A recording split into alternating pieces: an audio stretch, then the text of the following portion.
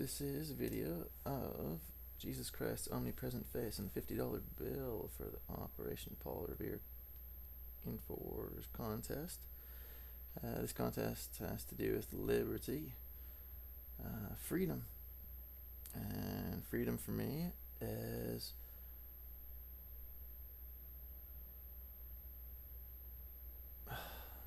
hard to describe. It's a beautiful feeling, knowing that you're not under any type of bondage, knowing that I can do anything I want all the time, and understanding the consequences and the benefits of my actions. So I guess it's really a combination of those things. The freedom to destroy myself, really, or the freedom to build myself.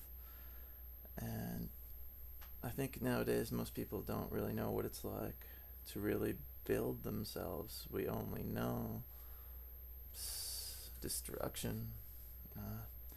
That's why so many people are so depressed all the time and killing themselves, and the world is just a mess. I listen to Alex Jones because he studies a lot, and he shares the most important information out of what he studies with his listeners, and he tells the truth. Like, I remember when the World Trade Centers fell down in 2001.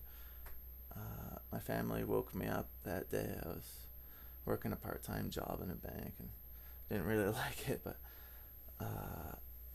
I remember the first thing I said was, don't watch the television. That's what they want you to do. That was way before I met Alex Jones or knew about him, and I don't know, it wasn't like, such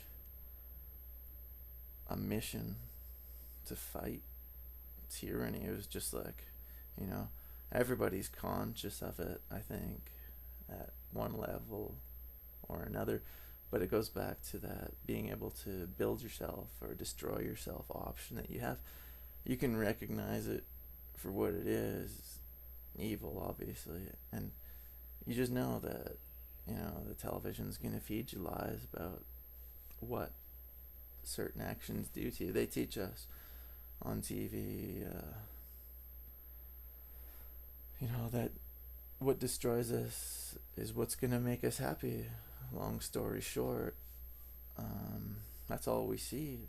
And I'm not pointing fingers at people. I'm just saying that the world that we grew up in is completely lost, detached from reality. Believing in a lie is not going to help us at all, which is why I like Alex Jones, because he tells the truth about 9/11, and that takes a lot of courage, and I really respect that.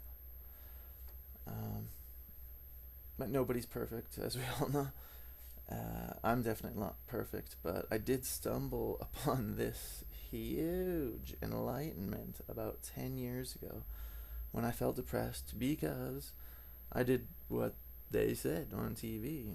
I just ignored God's laws and forgot about basic things like morality, and I ended up destroyed and depressed, really, really sad. I had this horrible empty feeling and just felt sad. I just couldn't get over it, and it was a result of me deciding that I just I didn't want to do what God said because it looked like other people were having fun, right? But I guess it takes a fall to know what one is, which is why I think Jesus Christ allows that, for us. He lets us slip away so we know how horrible it is without him.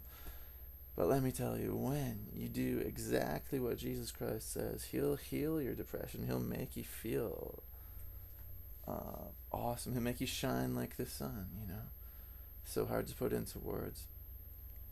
Like, what is it like with this enlightenment that is for everybody. Everybody that chooses to obey his excellent doctrine. Nobody can improve on Jesus Christ's doctrine, alright?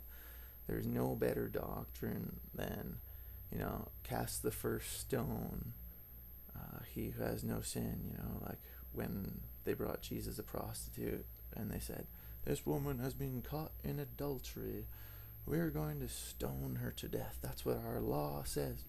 And he says, whoever hasn't sinned here may throw the first stone. It's just mind-blowing, his doctrine. Like, well, yeah, that makes a lot of sense, right? Forgive people. Do good to those who do bad to you. Evil is our enemy. Human beings are not.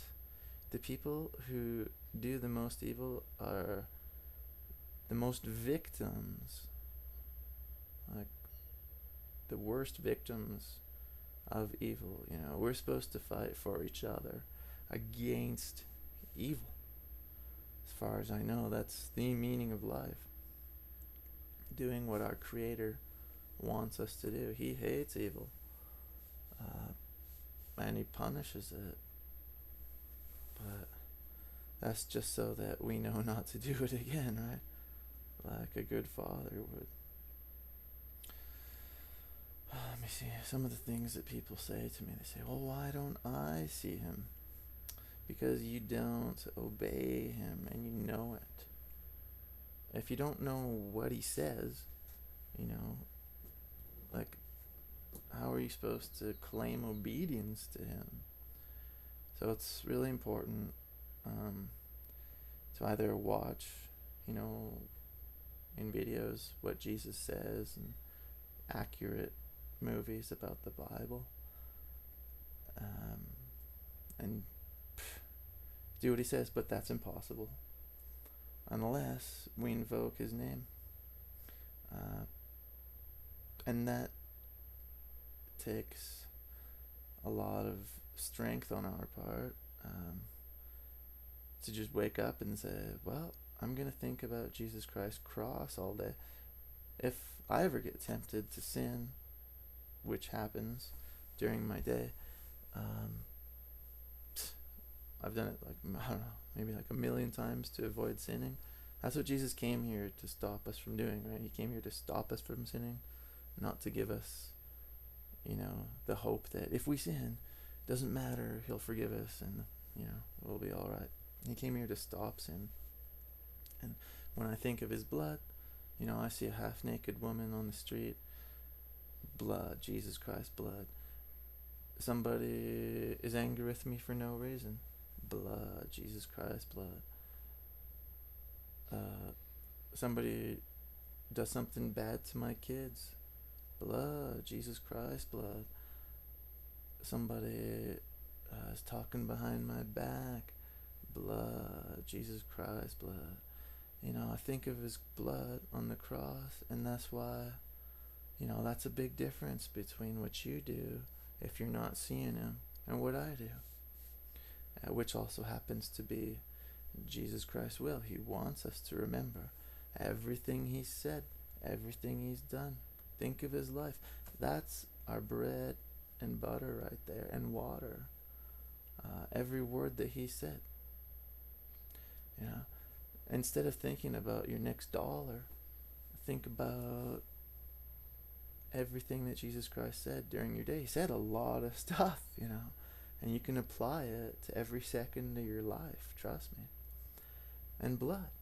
Blood, blood, blood. Think of his blood. It was for you. He gave it up for you. And, you're just not taking advantage of the real power of his blood if you don't think of it. Thank you very much. I hope you really take this to heart, because it's so true, as I obviously demonstrate here. Thank you.